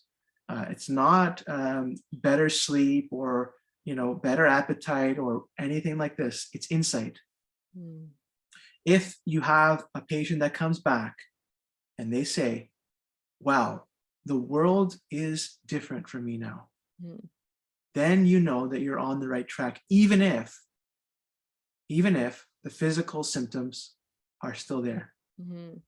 So, and I had this the other day, a patient that I prescribed Dolphin's milk to, and he came in for skin trouble, which hasn't actually improved very much through the use of the remedy, but his orientation in the world is so much better. He says he doesn't even really care. And I think the skin will come, the skin will heal. But what's happening is the remedy struck a deep level, a deep chord in this person, and his orientation in the world, and not only his orientation in the world, but the way that the world presents itself has shifted and changed. Because when we're talking about the song of a person, we can also think of it like a frequency. Yeah. Right? Because a song is a frequency after all, musical frequency, energetic frequency. When we shift a person's frequency with a remedy, then this implies that the way that the world presents itself to this person also shifts. So there's a shift in a person's orientation in the world, and as a result, the way that the world presents itself also shifts. And you can't draw a line and say, this is where that begins, this is where that begins. It's one and the same process. Your frequency changes, and then seemingly the frequency of your environment also begins to change, and new possibilities of life and of expression open up and change for you. And this is ultimately, I think, the highest aim of homeopathic treatment. It's to allow for these currents of human evolution to come into existence, where we are, through homeopathic treatment, you could say, allowing for the future of humanity to be one that is characterized by higher values than currently exist today. And the way that we are to do this is not through education. It's not through anything other than removing the obstacles to the full expression of one's higher purpose. Everything else is secondary to that, because when you remove the obstacles, then people are going to embrace that which is most beneficial to themselves and to the world around them. All of these things are expressive. All of the problems that we have are expressive of a disturbance on the innermost state of the human being, and homeopathy allows us to evolve these states on individual and collective levels. And so there's a great passage by Kent, James Tyler Kent, which let me just pull it up here. And he says that diseases correspond to man's affections, and the diseases upon the human race today are but the outward expression of man's interiors. Man hates his neighbor. He is willing to violate every commandment. Such is the state of man today. This state is represented in man's diseases. All diseases upon the earth, acute and chronic, are representations of man's internals. Otherwise, he could not be susceptible or could not develop that which is within him. The image of his own interior self comes out in disease. So by understanding this image of the interior self of a patient, understanding what it is that's blocking their full expression, their evolutionary potential as an individual, you're able to remove that obstacle. And when you're able to do that, then the resistance that you're describing melts away because there's not this blockage. That's I think my issue with the rhetoric around it when I hear it from people. It's like it doesn't seem like a true expression. There is something in there that there is a good bad dichotomy, like a moralistic idea that I think people have internalized about health, right? It's like, but that again, that's an internalized state I observe, right? That could be projection, but this, could be coming from a place of disillusionment, having tried something, it didn't work, a hopelessness, like you said, familial patterns. So it doesn't even, it seems like you're happy and healthy and I'm not, and you must have received something I didn't. Like this is not an expression necessarily of you having, taken a path of health and wellness. And my path may look different, but this vital force is being expressed is upsetting me in some way. It's and that's interesting. Yeah, and I think that resonates with me. It's something about, it's a block, right? It's an unexamined, not unexamined, but it's there's some resentment, some disillusionment, trauma, something is blocking this. I mean, we all living beings want to be living to their highest purpose, expressing health. Even in your essay though, you mentioned like it's not like the absence of disease or even death, right? Like death could be part of the healing process because it could bring about the elimination of fear and soul resolution. You see this all the time, especially in like the work of Elizabeth Kubler-Ross, right? She's working with people in death, they're like close to death, and this is where a profound healing experience occurs, right? And again, we reject that. We're uncomfortable with that idea. Maybe you could say something about that, but it's not, weight loss or shiny hair. Like these are expressions of health, survival, and not dying. It's the expression of the vital force and life purpose. And how does that express, right? It's not necessarily a specific outcome. Yeah. And the thing that can happen is someone can come back and they say, I didn't know that I had this problem before. Right. Because I was on such a level, a deeply unconscious level, and was responsible for their entire orientation in the world. Yeah. And through the remedy that was shifted, and they say, oh, things are not the same. And that's what we're striving for. And this is I think for people that want to have children, I think it's really important to have homeopathic treatment before conception, because what this allows for is for the incarnational process of the being, the spiritual being that's coming in as the child that you're going to conceive. You allow, through removing these obstacles that you have in yourself, you allow for the higher incarnational powers to come in and to express themselves, because your physical and emotional and soul spiritual vehicle has in a way been refined and clarified. And this is maybe sounding a little bit esoteric, but it's fine. We're talking about impulses of evolution and the ability that homeopathic remedies have to affect these evolutionary impulses when it comes to changing patterns, negative patterns that are carried through in certain family lines. Yeah, that aren't yours. They're not just inherent in you, right? Maybe they're not just inherent in you. And we can think on the level of physical disease, like we talked about earlier. Certain families have high rates of incidence of cancer and whatever, but there's also tendencies that certain people have. Maybe it's a tendency towards abuse, physical abuse and violence that exists in the family line. Mm-hmm.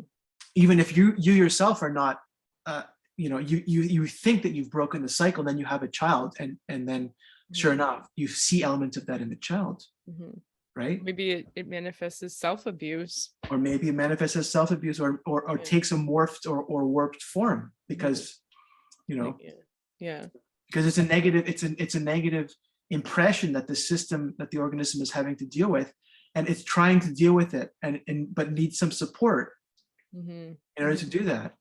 And this is where we get into what homeopathy can really do a lot of good towards. And homeopathy is also something that I like to emphasize.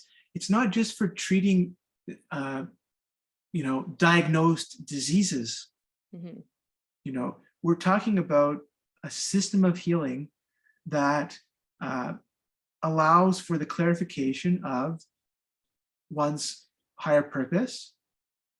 We're talking about a system that, in my experience, more than anything else, allows for clarification of who one is, what one is doing on the planet, and helping to resolve underlying issues that maybe one was not even aware of before. It's a system of healing that is not only for people that are suffering from some particular ailment. It can be used effectively and to great benefit by most people. I think most people can benefit, if they haven't already, from some level of homeopathic treatment. It doesn't mean you have to spend years and years. And that's the other great thing about homeopathies. Of course, there are some complex cases that do take years to solve, but there are some cases where, if they're clear, then you prescribe a remedy or two, and the patient feels much better in themselves, and you're engaging in a kind of prophylaxis, where, had the patient not been treated, they may have come down with a certain set of symptoms later in life that the remedy prevented from emerging in the first place. And this is preventative medicine, which in the conventional system we really don't hear anything of.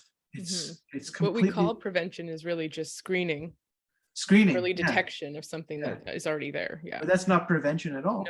No. It's because you're clearing the disease early on before it has a chance to solidify. You're working with it on the energetic level before it comes to be expressed on the physical level, when you're aware of it. And like you said, I mean, it's we can identify. It's a world. It becomes a worldview. It becomes a veil through which we see the world, see ourselves, and we don't know what it's like to be free of it. This is I'm reading something called the Gene Keys. I don't know if you've heard of this. No. It's kind of connected to human design, but similar. Like, a lot of these things are different ways of looking at the same thing. It's like our DNA expresses our life purpose, and there's a shadow, right, of each sort of gene. They say a gift and a CD, like the highest expression, which would be maybe after death, this is realized,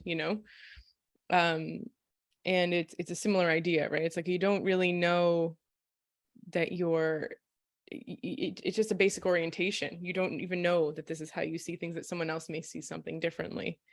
And it seems almost like a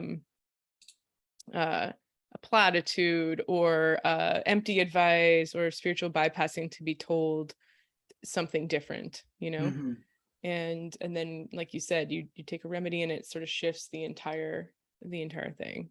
Like, I didn't realize that I don't know, that this is not actually offensive. Like, someone giving me a look like this doesn't mean anything, or this criticism really has nothing to do with me, or this tone of voice is just something that people do, and it has nothing to do with my inner worth, or whatever it is, right? So that's interesting. And this can happen before we know we have arthritis or constipation, or exactly, right, which most of us unfortunately try to get treated. somewhere else. And so, and these treatments typically fail, and that's why someone would seek a homeopath. So, yeah. So, yeah. I want to, we talked about miasms. I guess the last thing is what happens when someone comes to see you, right? I don't think maybe, so when you talk, right, I think we made it clear, like when you're like prescribing dolphin milk and breast cancer tissue, like carcinosinum, it comes in the form of white pellets that contain the energy of the substance. You're not drinking dolphin milk. You're not. No, I guess that's important to clarify. Yeah. Here's humor for you to chew on. No. Like lactolphinum, dolphin milk is like a really common remedy. It's never said like dolphin's milk. It's a good remedy though. We got a lot of mother stuff, grief, right? Very interesting remedy. The milk remedies are very interesting. Yeah.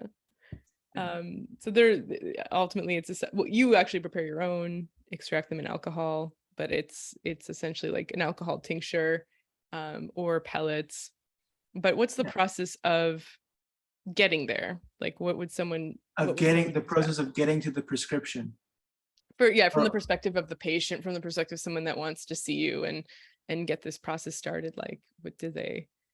Well, it's basically just an openness to engaging. That's the most important thing.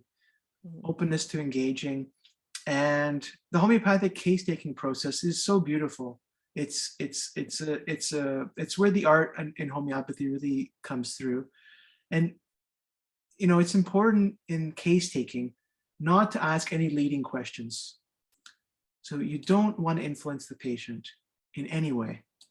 And it's like when you take a case, it's like you're stepping into the continuum of that person. You're trying to perceive the person's flow, like a moving river. And you don't want to put yourself too much into the interview. And so if a person comes in and they start talking about,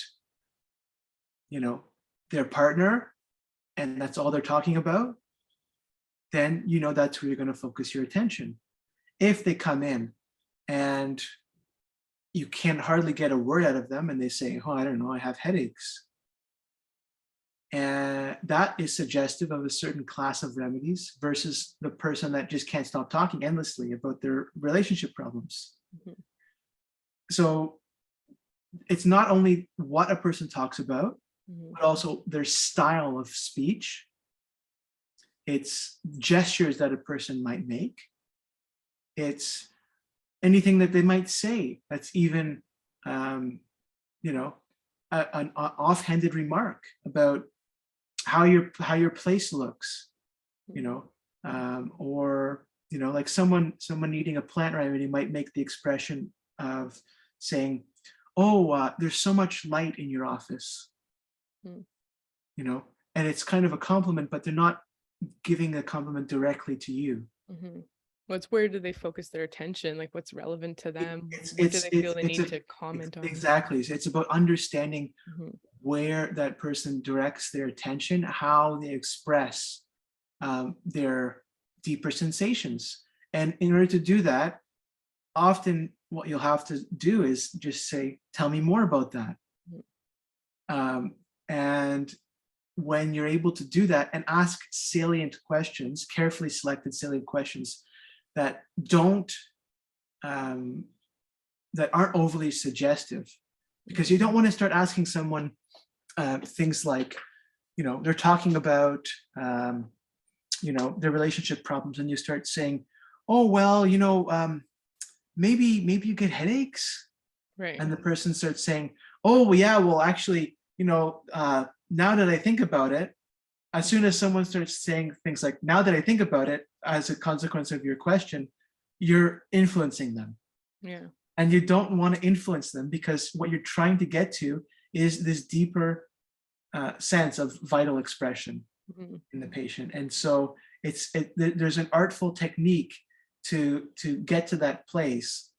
And oftentimes, and I've had this experience with several patients, they've come in and they said, I've been in psychotherapy for a long time, but I've gotten more insight from this process, because we're working homeopathy has a technique, a series of techniques that allow you to get to this level of experience that's beyond narratives that you've told to yourself or that have been told to you. And there's techniques that we use to allow this underlying layer to gradually come to consciousness. And, a person realizes that, oh, the reason that I'm behaving this way, and this can happen even before a remedy, the reason I'm behaving this way, the reason that I feel like I have so much responsibility that I have to take on is because when I was younger, I was given all of this huge responsibility, and I was abused and all of these things. They don't make the connection, but then it comes through. And through allowing the person to tell their life story, you're able to perceive that this pattern of ailments from taking on responsibility too early, that might be the core theme of what's going on with a person. And then it comes and manifests in their life now in terms of issues with work and feeling like they're overwhelmed with work. But it doesn't have to do with actually the situation of work being oppressive.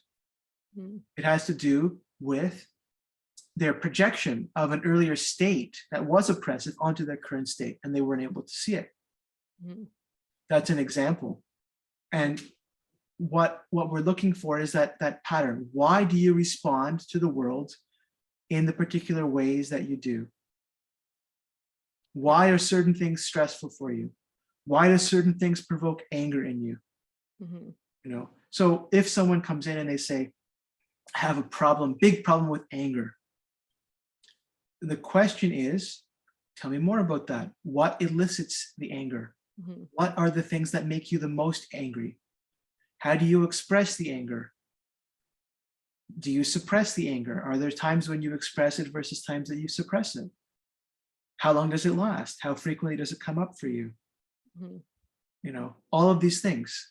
These are questions that are not leading questions, but questions that help to clarify a person's underlying state. And ultimately, that's what we're working to understand, and that's what leads to the prescription of the best remedies. And it goes to like questions are sometimes like, how would you describe it if I didn't know what anger was? Like things that gets. I remember having to answer this about headaches, like when I first had a homeopathic interview, and it's like, I have a headache. It's a headache. It's like throbbing.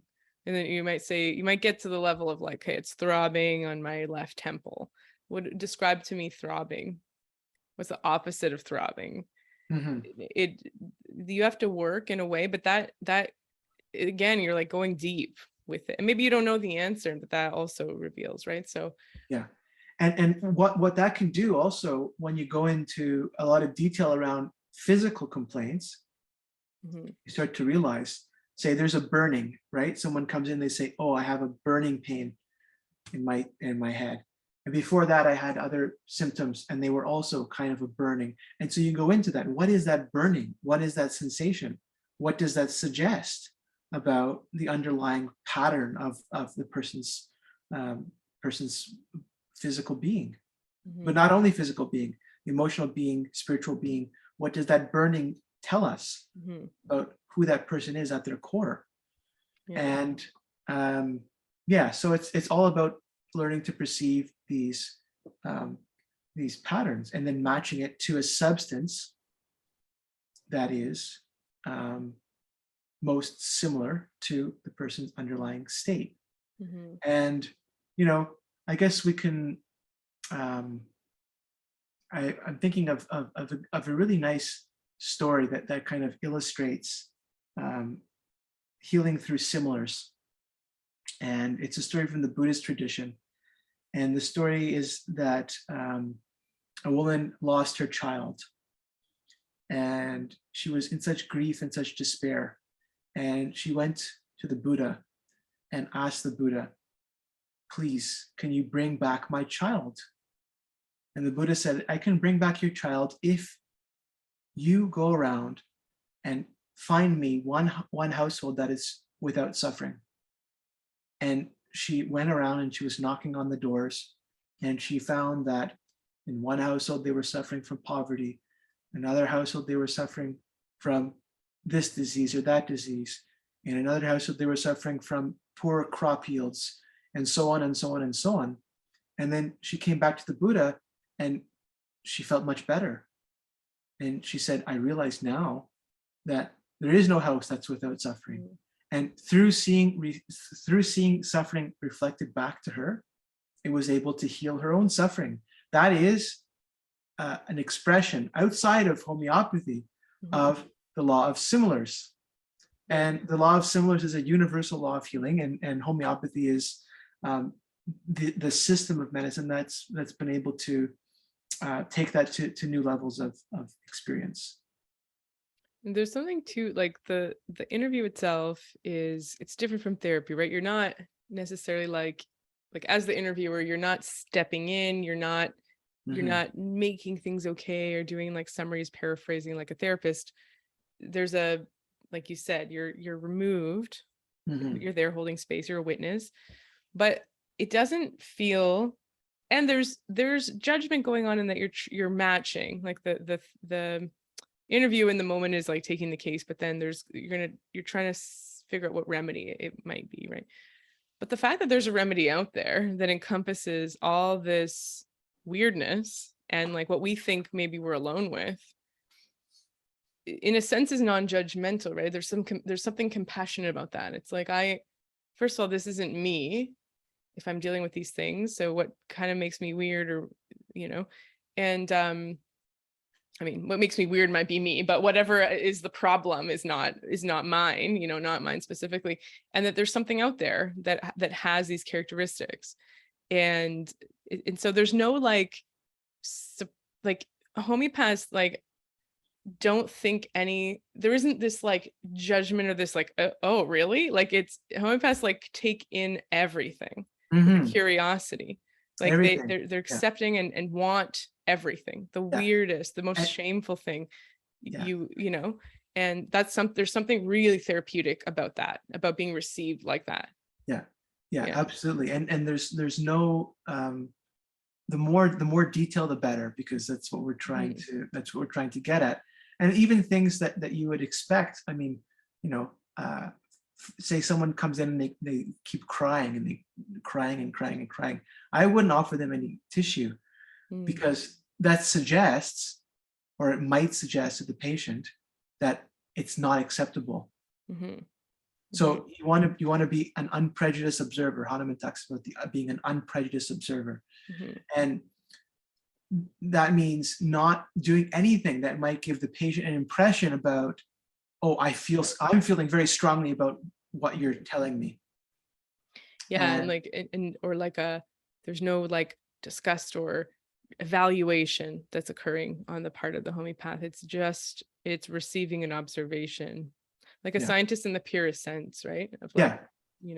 And there can be, once you understand the underlying theme in a case, it can be very useful to talk about that with the patient, but only once it's clear. So until that point, you don't want to muddy the waters by imposing things onto their thought process, their expressive process. So once it's clear, then you can reflect it back to them and say, this is what I've perceived and what you've said. This is the pattern that you're expressing, and the person will say, oh, that, I see that now.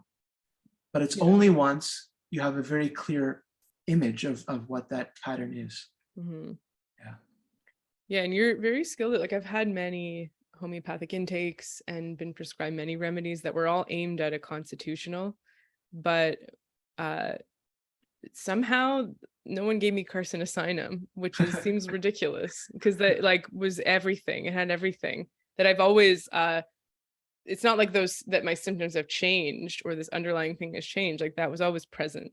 So there is a definite skill taking the case in this, but your background and interest in Jungian psychotherapy likely lends to it, just like a way that you observe, like. Well, homeopathy, one of the things that I love about it is that it encompasses everything. So, I mean, if you have a background in psychology, that's great. It will be useful in homeopathy. Mhm. If you have a background in philosophy, that's great. Physics probably an Physics, ultimate. yeah. It will be helpful. If you have a background in chemistry, it will also be helpful. You'll understand the periodic table really well. Yeah. You know, all of these things, homeopathy is, for me, the most interesting subject there is, because it encompasses absolutely everything. Mm-hmm. And I think, you know, the future is bright for homeopathy, and more people are becoming aware of it. And it's truth. This is the thing. Homeopathy is expressive of a universal truth. It's the medical system that is rooted in the law of healing through similars, which is nature's law of healing. And as a result, it can never go away. Mm-hmm. No matter how much the American Medical Association and the skeptics want to call it quackery, mm-hmm. It's not going away. And there will always be people dedicated and devoted to it. And when the word gets out, just like as happened in the 19th century, when the word gets out about homeopathy, and we're on track to moving in that direction again now, when the word gets out, the world will not remain silent about it. And I hope that within my lifetime, homeopathy will become a household name, as it is in other parts of the world. Mm-hmm. So, yeah, me too. I hope. And this is the thing, like, people are always, they kind of conflate it with naturopathic medicine, right? It's like, they're like, what's the difference? But it's even in that story of the Buddha that you told, right? It's homeopathy, like it's inherent in nature, this healing process. And so it happens, if we think about what it really means to heal, or if someone has an experience of healing something, there's likely a homeopathic, it's happening through homeopathy, whether you're taking a remedy and getting an intake mm-hmm. or not, right? Yeah. There's something that has allowed your healing, the healing force to manifest itself. Yeah. Yeah. Yeah. And, you know, I believe that there is a possible cure for every state mm-hmm. that every person is in. And if the cure hasn't been reached, so if, you know, someone's listening to this and they said, oh, I've tried homeopathy. Mm-hmm. Well, maybe you've received the wrong remedy. Yeah, that's what I'm saying. Like the first time I got carcinosinum, right? Yeah. And I have been many intakes. So yeah. And that's one of the things that sometimes it's important to emphasize too, that it's a process. I mean, people accept the fact that when they go in for psychotherapy, they don't expect to go for one session. Mm-hmm. And then, you know, miraculously they feel better. Mm-hmm. You might have rare cases like that where there's a very, you know, insightful comment that's made in the first session, but usually not. Mm-hmm. And you know, it's a process. Homeopathic case taking is a process.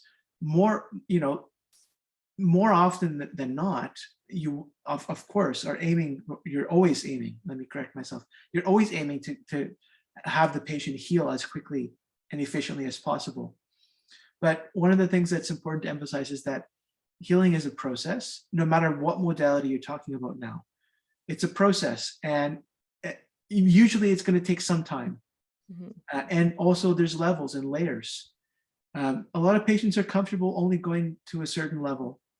Right. So they come in and their physical symptoms are relieved, and they are comfortable with that. And that's great, that's fine.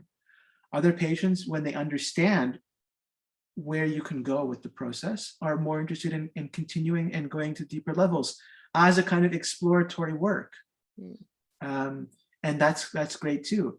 But, you know, homeopathy allows for both. It allows for exploration of different levels of healing, from acute to deeply chronic, to things that you don't even know what they are, but, you know, need to be resolved in some way.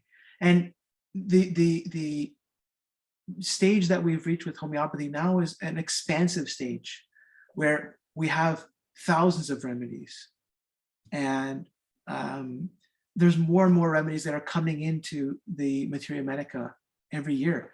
And I think this is a great thing. There's some homeopaths that will disagree and say, you know, a Hahnemann only worked with so and so many remedies, we don't need to go and expand the materia medica, but I disagree. I think it's very important that we do. I think it's important that we have rigorous standards for introducing remedies. We have to have good provings. We have to have reliable sources of information for the remedy, so that we're not just prescribing things we don't know what the action or effects of the substance is. But the world is a different place than the world that Hahnemann lived in. I was just gonna say, yeah, we have different things. We have different situations, and when you go and read the literature of cases that were taken in Hahnemann's day, and in the 19th century, you did not have nearly as much psycho-emotional baggage that patients brought in, because in some sense, the people were not as aware on that level. Right? We didn't really have psychotherapy as an idea, even though Hahnemann talked about counseling and had some very insightful and innovative ideas about that.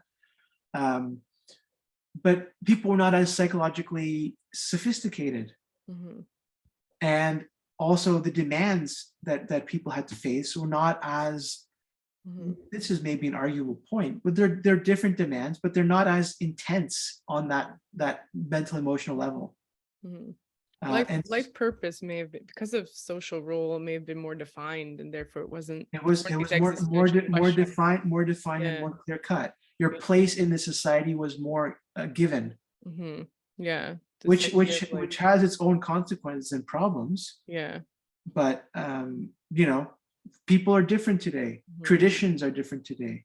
Society is different today. And so we need a medicine that evolves and reflects the changes that society has undergone. So just prescribing the polycrest remedies, the well-known remedies, I don't believe that there is such a thing as a polycrest remedy. I believe that there are remedies that are more well-known because they've been used for longer, and we have more proving data on them, and we have more cured cases. But there's no such thing as a major remedy versus a minor remedy. There's remedies that are correctly prescribed and remedies that are incorrectly prescribed. Right. Yeah. And someone's remedy could be anything. Could be anything. Yeah. It could be a remedy that we haven't yet proven. And some homeopaths will do this. They'll take the case, and there's a substance that is very resonant with the person's state, based on information that we have through techniques of classification of, say, plant remedies. We have very elaborate systems of understanding botanical families in homeopathy and themes that they represent.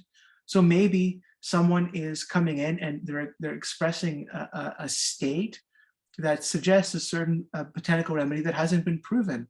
And in homeopathy now, through innovations through the work of especially Jan Scholten, we have techniques for understanding and analyzing this information. And you can prescribe a remedy that is as of yet unknown to homeopathy, but based on a solid understanding of themes in the botanical kingdom or in the animal kingdom or whatever. And then, if there's a good success with that case, that becomes part of the data. Then we do provings of the remedy, and it's incredibly vast and beautiful and sophisticated system of healing. And I hope that today we've given at least some indication as to what homeopathy is about. People understand. This is my last question. I don't want to take too much time, but so in naturopathic medicine, how we're trained as a homeopathy is one of our modalities that includes nutrition, botanical medicine, and health psychology, etc. Where do things like nutrition fit in? Like, is it that when someone is expressing their vital force, that the vital force itself is allowing them to select foods or lifestyle practices that continue the expression of that vital force? Is it something that, I know that one of my teachers would not do any lifestyle things until someone had their remedy, but would incorporate them. Tell me a little bit, do you see the need? What do you see? Because I know a lot of people are struggling, right, with making changes, with figuring out what to eat. They're confused. There's obstacles to it. Yeah. Well, I guess what I'll say firstly is, so from the homeopathic understanding, probiotics, for example, to take an example like this. You say, oh, okay, well, there's a problem that this person has. Let's try and fix the gut. So we give probiotics or whatever, or any other supplement, you know, magnesium, whatever. Yeah. The idea in homeopathy is the opposite. It says, oh, here's a problem with the gut. Let's fix the person. The approach is not targeted towards local pathology. So you wouldn't suggest giving probiotics to treat a digestive problem. You look at not even necessarily remedies that are associated with the digestive system. You look to the state of the person, and the state of the person will give you the information that you need to cure whatever the problem is. Now, it may happen that that remedy is well known for digestive problems, but it may not have digestive problems. That's part of its known clinical picture, but the state of the person calls for it. When you treat the state and you work at that level, then oftentimes the person will naturally start to incorporate routines in their life that are conducive to better health. And, you know, we know that people often engage in self-destructive eating patterns because of emotional issues. And so you can tell a person all you want that this diet is really bad for you, but it's not addressing why that person is eating like that in the first place. And oftentimes patients like that will not take your advice. If you give them detailed dietary advice, they might pick up on a few things. But if they're eating, especially to compensate for some emotional problem, then it's not going to help. Well, and so, we live in a society where everyone has at least one addiction, right? This is something. And homeopathy and the treatment of addictions is very powerful. It's very powerful. And so, you know, diet and lifestyle. I mean, Hahnemann basically said that a diet and lifestyle, if it is an obstacle to cure, needs to be addressed. Because if it's a clear case where someone's problems are having to do with a lifestyle thing, like someone comes in and they're drinking way too much and they're eating really terrible food, a remedy can help with that. But if it's resulting in problems and the person doesn't stop after a remedy, which can happen, then you have to be really clear that it's an obstacle to cure. Or it could be that it's preventing the remedy from acting as deeply as it should. And so there's techniques for learning to identify if something in the person's lifestyle is an obstacle to cure or not. And so, yeah, these things are really taken into account. And Hahnemann talked a lot about hygiene as very, very important to consider. So, back in the time when disease was usually infectious, not chronic like us. But I mean, by hygiene, he also meant, you know, lifestyle considerations. Care of the person, Care of the person, So, it's definitely a big part of homeopathy, but not necessarily something that is going to be focused on if it doesn't need to be. Yeah, I mean, certainly someone would need less interventions and less things to focus on, less supplements, for example, like maybe magnesium stays because just doesn't exist in our diet anymore, but the burn rate of magnesium might go down. It might be the only thing they're taking because everything else is, like you said, conducive to better health. And so naturally, and so, you know, like if someone comes in with anemia, really chronic anemia, and they've been taking iron supplements and it kind of helps, or then they stop and then the anemia comes back.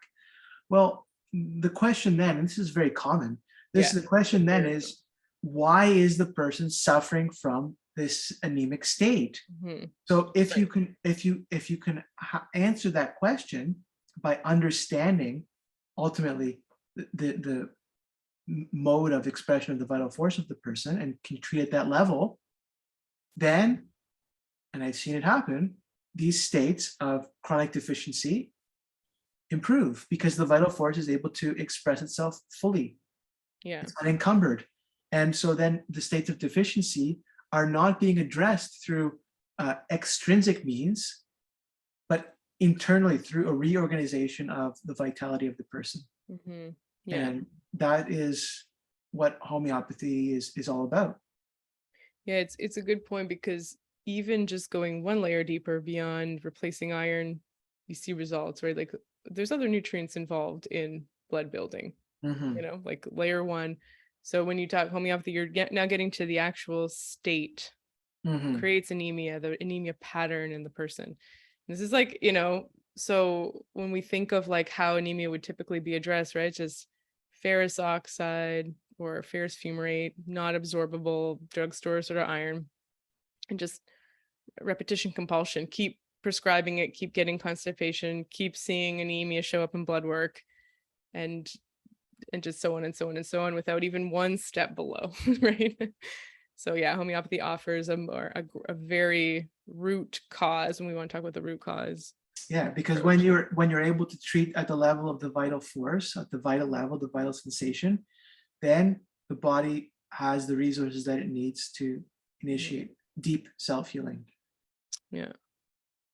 Yeah, so taking my remedy, I stopped using products or drastically reduced it.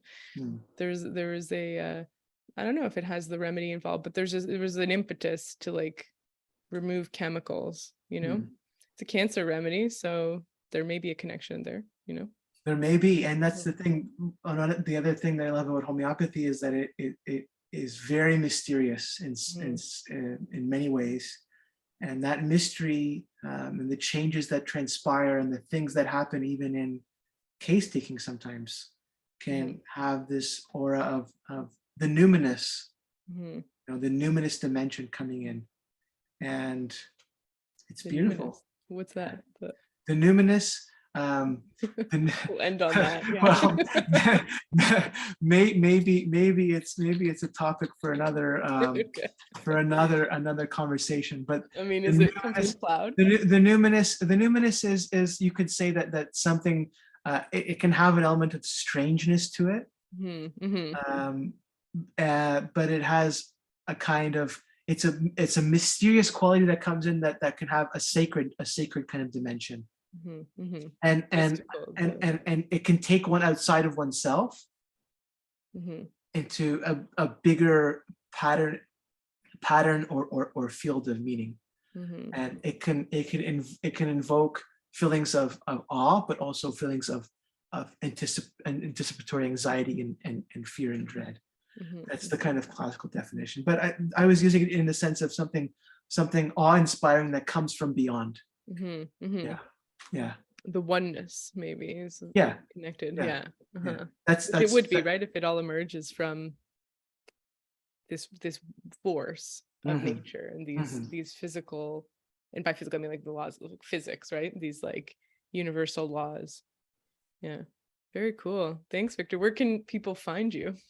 Well, the best place to find me is my website, and it is essentially my name, VictorCirone.com, and all my information is there, along with some fairly detailed explanations of the homeopathic process and what's involved in case taking. I go into that a little bit more, as well as different articles around different homeopathic remedies. So the website is I tried to make it as informative as possible, and just to give people a good orientation around what homeopathy is. So there's some additional information that goes beyond some of the things we talked about today on there. And yeah, I'm happy to hear from anyone. If there's any questions or comments or curiosity about treatment, feel free to reach out. Get in touch. Yeah, and all your social media channels are on there, and yeah, people can reach you. Yeah, amazing. Thank you so much. Thank you. It was a lot of fun.